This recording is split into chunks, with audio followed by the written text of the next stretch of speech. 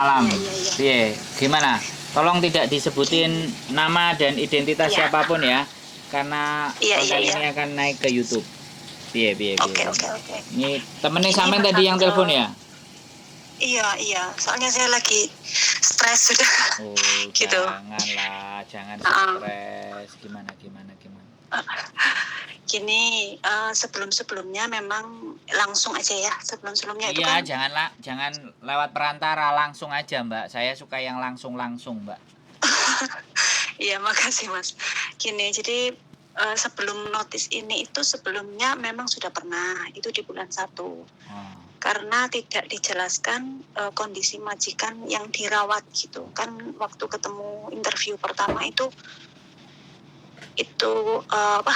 neneknya itu baik gitu. Baik Terus? banget. Tapi anaknya nggak ada keluar kata-kata neneknya ini ada trauma psikis gitu loh. Terus kita tanda tangan kita kerja dari bulan September gitu. Akhirnya kita kerja, kok di minggu pertama itu sudah menunjukkan aneh. Nenek ini nggak pernah tidur hampir 24 jam.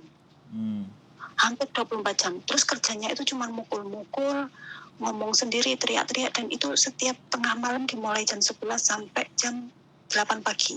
Nanti jam 8 pagi dia tidur, tapi posisi duduk sampai jam 9, setengah 10, bangun langsung saimin, sudah depan TV, udah nggak tidur, terus begitu terus tiap hari.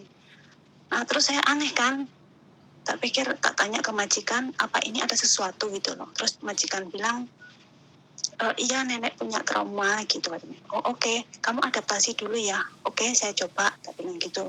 Nunggu sampai 1 bulan. 1 bulan kok kondisi saya kok malah lebih menurun karena kan sama sekali nggak tidur.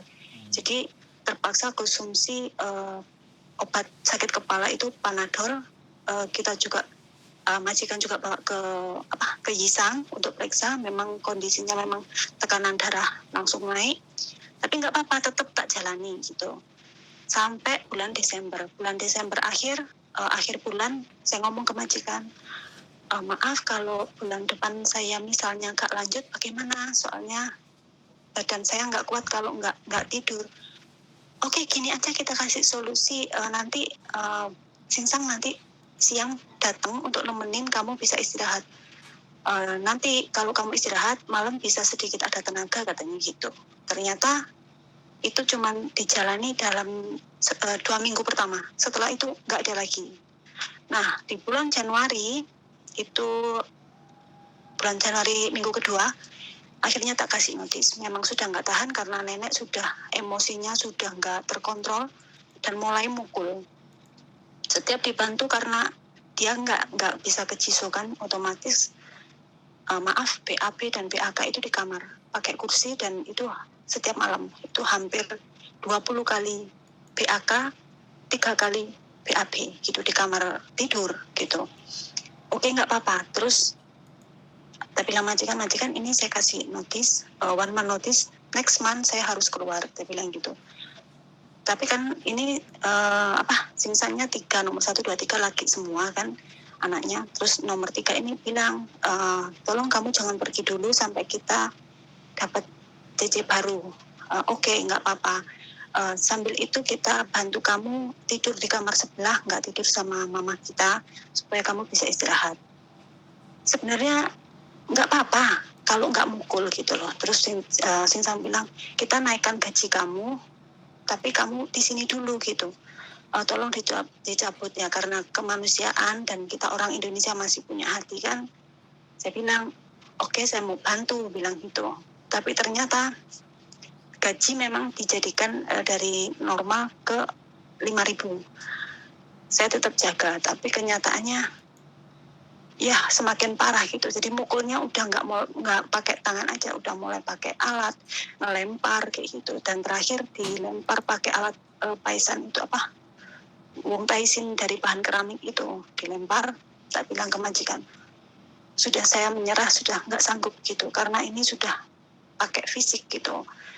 Terus kata majikan, tolong kasih kita kesempatan sampai kita dapat gitu, baru nanti kita akan kasih kamu biar tunggu visa di Hong Kong katanya gitu. kita pakai hati lagi, kita kerja lagi. Nah kemarin udah mentok karena nenek udah mukul, udah meludah ke muka gitu. Apapun BAB itu udah berdiri di lantai, BAK juga di lantai, memang ngerjain. Saya akan lakukan ini sampai kamu keluar dari rumahku, katanya kan gitu toh. Ada rekaman semua, mulai mukul semua saya rekam gitu. Tanggal 2 kemarin saya ke agent, saya bilang ke agent, saya mau notis yang kedua ini, saya mau sampai saya keluar. Harus dipastikan ini nggak boleh di cancel, tapi bilang gitu toh. Terus agent bilang, ya, oke, kamu memang nggak sanggup, udah. Tanya, ya. Dibikinkan surat notis, nanti kasih ke majikan, iya. Nyampe rumah saya kasih ke majikan. Kata majikan, tolonglah kamu sabar dulu. Tak bilang, sorry Singsang, saya sudah nggak bisa. Saya harus keluar karena ini bukan karena gaji, tapi karena saya di sini udah tersiksa depresi. batin. Iya, depresi Ya, gitu. Jadi tekanan mental. Oke, terus lanjut. mental udah nggak sanggup kan gitu. Siap. Nah, Nggak terus nangis kan Samen? Samen nggak nangis kan? nangis sedikit. Sedikit nggak apa-apa, sedikit kan. Aku aja mencium-cium rasa air mata gitu. Terus lanjut Mbak, nggak apa-apa. Nggak, pengen marah gitu loh. Ya nggak apa-apa, marah Terus, sama saya aja, marah sama saya. Lampiaskan ke saya nggak apa-apa. Saya sudah tahu perasaan Samen. Lanjut. Terus minggu kemarin itu kan saya libur, ditemenin sama temen. Tadi kan saya cerita, feelingku kok nggak enak. Yo, saya pengen telepon ke agent, saya pengen nanya hasil notisku udah dikirim belum ke imigrasi, tak bilang gitu. Ya coba tanya katanya. Atau kita ke tempat Miss Yuni hari Minggu kemarin, saya udah ke sana gitu. Terus saya telepon ke agent, terus agent kirim voice katanya, iya majikan kamu udah ngizinin kok, nggak mempermasalahkan kamu keluar, katanya gitu. Terus tak bilang, oke, makasih. Lah ini tadi hari Kamis kemarin kan nenek dimasukkan ke rumah sakit karena sakit, nggak mau makan, nggak mau minum. Alhamdulillah. Nggak mau tidur. Terus. Kasihan sebenarnya, kasihan ya, gitu. Samen punya perasaan. Saya cuma alhamdulillah saja Samen bisa bernafas gitu loh. Samen yang bisa bernafas. Iya. Lanjut. Terus? Nah, sebelum dimasukkan ke rumah sakit kan malamnya itu disewa perawat. Untungnya itu disewa perawat dari jam 9 sampai jam 7 pagi. Jadi saya di sebelah, perawat dari rumah sakit tidur satu kamar sama nenek. Nah, dia yang tahu semuanya, saya dikasih nomor teleponnya.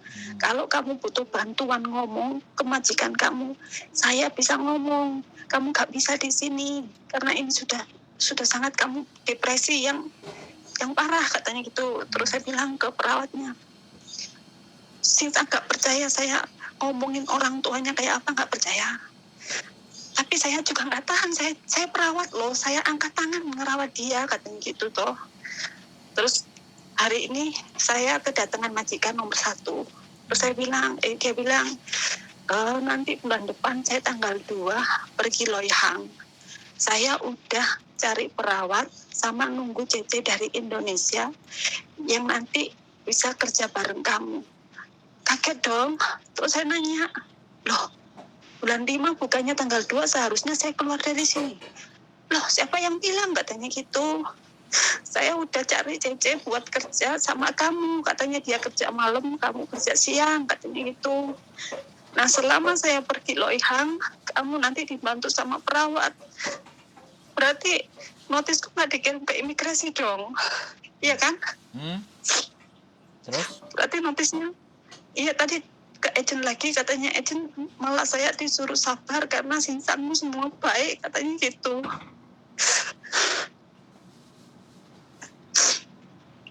Saya cuma pengen keluar itu aja, nggak tahan. Ini nenek katanya minggu-minggu ini kan pulang,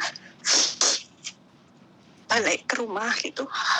Dalam kondisi orangnya seperti itu, saya harus apa itu? Oke, Samen lanjutin nangisnya dulu. Kalau sudah selesai, Samen bilang, wis mas silahkan ngomong gitu.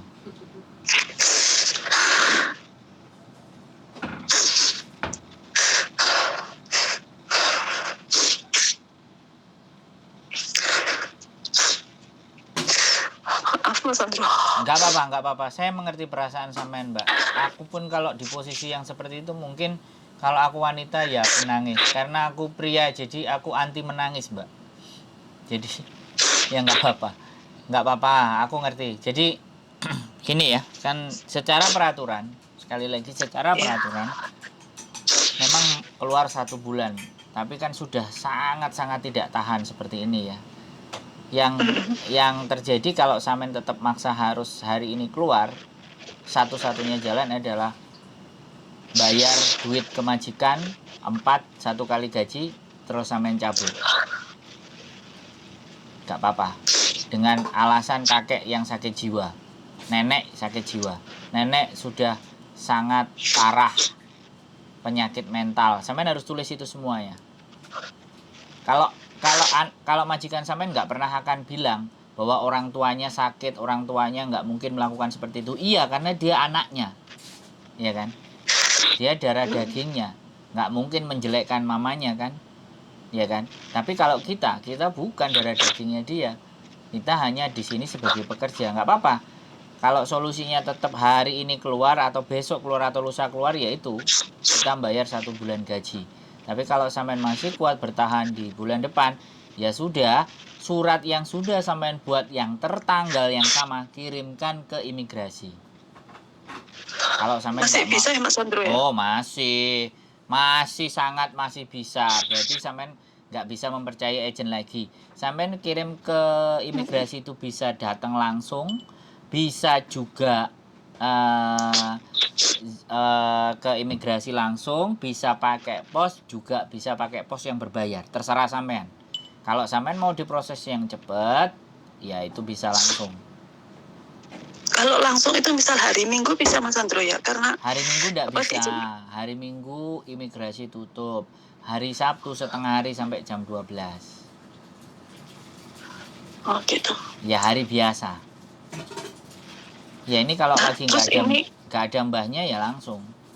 Karena kan enggak kan gimana? CCTV-nya nyala, CCTV ada, jadi Ya kan tadi SMS lah sempat sama mereka, sampai nggak tahan. Aku mau taruh aku mau langsung kirim surat one man noticeku ini ke imigrasi.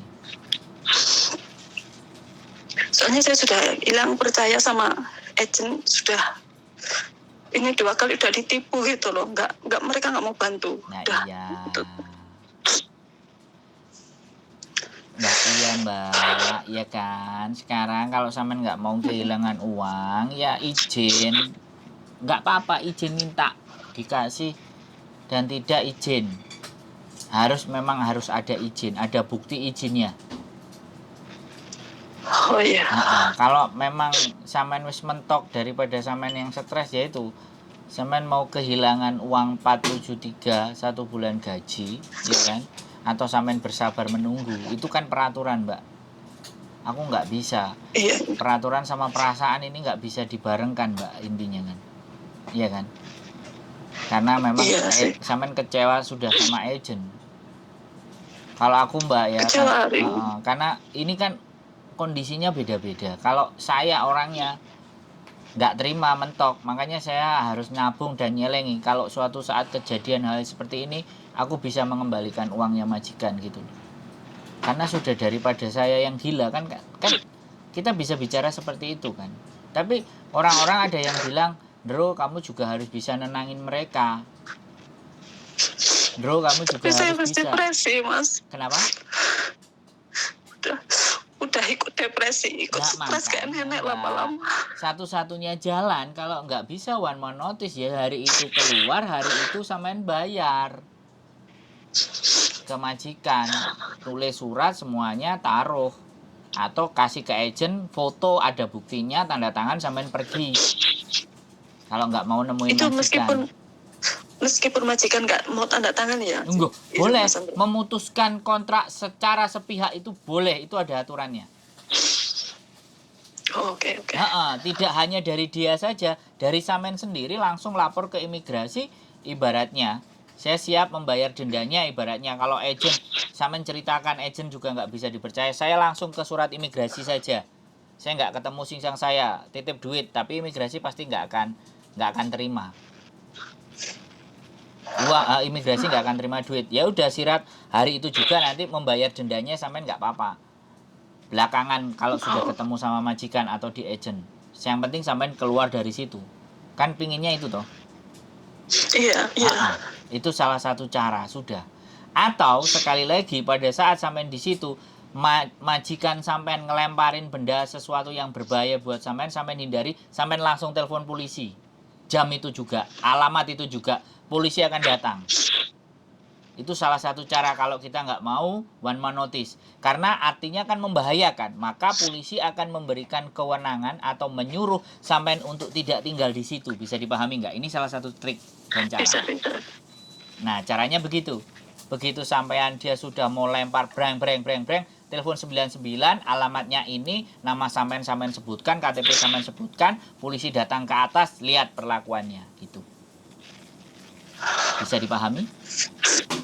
Sorry, saya tidak marah ya Mbak, karena saya laki-laki, kadang saya mau larut ke dalam sampean, saya nggak bisa membawa sampean keluar dari persoalan ini, makanya saya harus posisinya netral. Iya, tadi gimana? Tadi juga gitu kan mikir, saya bilang karena saya masih shock kan tadi. Tak bilang kalau saya keluar ini sekarang karena posisi gak ada majikan takutnya dituduh macam-macam kan gitu tuh. Ya telepon polisi saja nggak apa-apa. Hari ini saya keluar, polisi yang jadi saksinya suruh cek barang saya, sampean semuanya nggak apa-apa, semuanya serba polisi. Karena memang nggak ada orang, sekali lagi. Ya sekarang kalau nggak ada orang kan nggak ada masalah toh. Sampean bisa bertenang, kalau sampean bisa ibadah, tenangkan hati. Ya kalau Nasrani ya sampean berdoa berlutut, tapi kalau sampean Muslim ya saling bentangan sajadahnya dan berdoa kan, karena nggak ada nenek toh kan. Gak ada nenek tapi tetap gak bisa tidur karena kayak udah ketakutan jadi dengar suara udah. Oke. Berarti itu depresi dan trauma. Kalau begitu nggak apa-apa, telepon aja polisi ketakutan. Udah, polisi nanti akan telepon majikan sampean. Satu-satunya kalau sampean merasa tidak nyaman di tempat tersebut, polisi lah yang bisa membantu. Saya bantunya gimana? Saya nungguin di sana. Waduh, siapa kalian? Siapa kamu? Gitu lagi kan, masalah lagi. Gak apa-apa. Saya merasa tidak nyaman. Kenapa? Ada apa keluhan? Saya tidak nyaman, saya tidak tenang tinggal di sini, saya trauma, bla bla bla bla. Sampaikan ke polisi aja. Polisi biar bingung nanti cari solusinya. Pastinya dia akan telepon majikan. Iya mas. Jadi bisa. Logika sampean harus tetap jalan. Logika sampean harus tetap jalan. Cuci muka. Kalau memang ibadah. Kalau sangat terganggu sama sekali, ya meditasi itu diem, kita tenang, ya udah wiritan. Supaya hati kita tenang. Istighfar kita supaya tenang. Hanya itu yang bisa saya lakukan kepada sampean, Mbak. Kalau saya nggak bisa menyarankan A, B, C, D. Karena segala sesuatu tetap semuanya sampean yang harus menyelesaikan ini persoalan. Saya hanya memberikan dorongan dan semangat. Ngasih tahu cara-cara, karena sekali lagi orang yang takut, depresi, kekhawatiran itu pasti logikanya akan terganggu. Nggak akan rasional. Makanya saya tetap rasional dan tetap ngomong sama sampean. Makanya kenapa kalau ada orang yang pingsan, orang di sebelahnya harus selalu ngomong. Supaya yang pingsan itu tidak bablas gitu. Ya, istighfar yang banyak, dilegakan hatinya, dicuci mukanya, apapun itu ceritanya, sampean harus bisa menenangkan diri sampean sendiri. Dan ini sifatnya sementara, badai pasti berlalu. Jadi, aku nggak bisa, aku juga cowok, Mbak. Aku cowok memeluk sampean kan ya repot kan begitu, susah. Nah, saya harus bawa sampean ketawa ini lama-lama. Kalau sampean nangis terus repot. Saya harus membawa sampean ketawa. Saya cowok, Mbak. Saya juga masih punya hasrat dan masih punya keinginan. Nah, gitu kan. Ada nangisnya, ada ketawanya dikit-dikit kan nggak apa-apa kan? Ya, harus. Aku sebenarnya kepingin menghibur kalau yang ketemu yang nangis-nangis seperti ini gitu. Jadi pinginnya seperti itu. Sing garai sampean nggak bisa tak bawa ke sini tinggal di sini, sampean nggak bisa tak bawa ke rumah singgah, itu akan menjadi masalah gitu. Bener kan? Nggak Kalau iso. gini lega mas, lega Nah, gitu. sampean nggak iso tak adai koper terus tak gowo tak gelindingno, gowo troli kan nggak mungkin gitu loh. Nanti dikirain penculikan kan tambah bahaya aku. Ya, nggak apa-apa Mbak. Iya. Ini hanya sementara, pasti akan berlalu. Ini bagian dari ujian, ada sesuatu yang akan diberikan sama Gusti Allah kepada sampean yang lebih besar. Saya selalu yakin. Amin. Saya selalu yakin. Kalau sampean sabar, berbesar hati menerima, karena yang masak ini sudah bau dagingnya mau buka ini kan, makanya wahing-wahing. Jadi kalau sampean menerima dengan ikhlas, lapang dada, percaya, menguatkan hati, menguatkan diri, berdamai dengan diri sampean sendiri bahwa ada sesuatu yang dipersiapkan yang lebih baik buat sampean. Aku sih selalu percaya seperti itu Mbak. Karena zaman dulu itu uripku ya remuk, tapi ya yakin saiki enak. Duwe wong ngeteri gitu loh Mbak. Tapi prosesnya kan harus bambung dhisik, turu Victoria dhisik gitu kan. Harus keleson dhisik, poso Senin Kemis dhisik gitu. Dan hasil hari ini. Dan aku kepingin menguatkan teman-teman yang semampu saya bisa. Begitu ceritanya. Yang jangan dipaksakan ya kan. Kalau yang dipaksakan tadi sampean tak lempit, tak lebokno koper, tak go troli ke rumah singgah, terus sampean tenang. Nah, itu kan sesuatu yang sangat dipaksakan gitu loh, Mbak. Ya. Rasanya plong gitu. Nah. Siap. Makasih Mas Andro. Yang penting sampean nelpon garangan ya. Dan jangan sampai ngangkat teleponnya garangan. Oh, enggak. Nanti sampean ditipu, terus disayang-sayang sama mereka, dimintain duit, terus dicalui gambar-gambar dan video porno, kan repot toh Mbak. Ya. Oke, situasi sampean soalnya lagi rawan ya. Jangan telepon garangan. Teleponnya kalau nggak saya ya Miss Yuni aja. Ya, senyum Mbak ya. Iya Mas Andro. Senyum. Iya, makasih Mas Andro. Saya berusaha menghibur, saya tidak mau larut, walaupun sebenarnya hati saya rada tersayat, tapi yo motoku tak lapane lah ben gak ketok nek melok sedih sampean ngono lho. Jadi apa-apa adalah sini nang kamera ini subscriberku pasti nonton. Nanti nak konten sampean nonton no. Ya, semangat Mbak. Yakin ini hanya berlangsung sementara. Kalau perlu 2-3 hari selesai. Kalau bisa nenek di rumah sakit terus, tidak bisa diputuskan untuk pulang karena ada gangguan jiwa. Nah, itu baru minta sama Tuhan ya, supaya diberikan jalan terbaik buat sampean. Yakin 2-3 hari jalannya akan muncul dan kelihatan. Dan pasti sampean pasti telepon aku, Mas Andro ayo ngopi. Sampean njaluk kopi apa? Itu sesuatu yang saya suka Mbak. Amin. Oke. Nanti kalau saya keluar pasti telepon Mas Andro. Yes, alhamdulillah, mantap. Ya. Makasih Mas Andro ya. Semangat ya Mbak Semangat. Kita ada di belakang sampean untuk menguatkan. Oke? Oke, makasih Mas. Sehat selalu Mbak Yuk. Bye-bye. Terima kasih. Bye-bye. Oke teman-teman semuanya ya. Akhirnya yo ngrungokno iki sedih lah teman-teman, sumpah. Yang kayak gini nih piye ya? Tapi ya kita bisanya hanya meminta ke Gusti Allah ya. Harusnya saya nggak ikut nangis ya, tapi nggak manusia gitu loh Kak. Orang yang nggak bisa ngerasakan.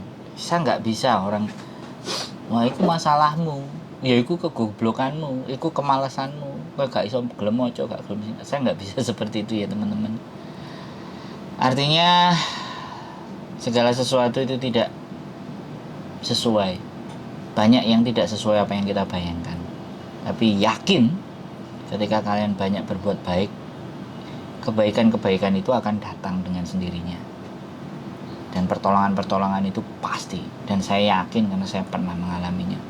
Selama saya berbuat jahat, selama saya berbuat tidak baik seenaknya, sakarepe dhewe, sak senenge, tanpa mengabaikan perasaan orang, maka yang terjadi kesusahan, kesumpekan, keruwetan. Tapi ketika saya bisa melakukan kebaikan, berempati, bersimpati, bisa membantu, alhamdulillah semua jalan kebuka semua, pak. Saya yakin itu, aku yakin. Saya mudah-mudahan keyakinan itu juga ada dalam diri kalian semuanya. Keep stay tune my YouTube channel and see you.